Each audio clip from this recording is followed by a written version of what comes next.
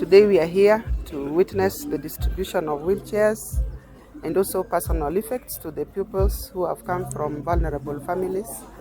We want to thank Rani team for having brought these items to Nyamira South, especially to our children and people living with disability.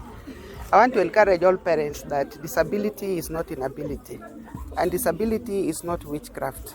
We want to encourage all parents that those with children who are disabled, that child has the right to access education, to ensure that that child, whenever he or she is sick, should be taken to the hospital. And I want to encourage all parents that let us not hide these children back at home. We should give them that chance to ensure that they also come out to access education so that they are empowered at the end of the day. We have heard of incidences where parents, especially fathers, when they bear children with disability, they run away and leave the whole responsibility to the mother. I want to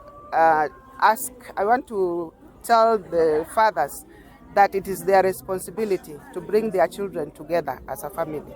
Thank you very much. Any question? Good now.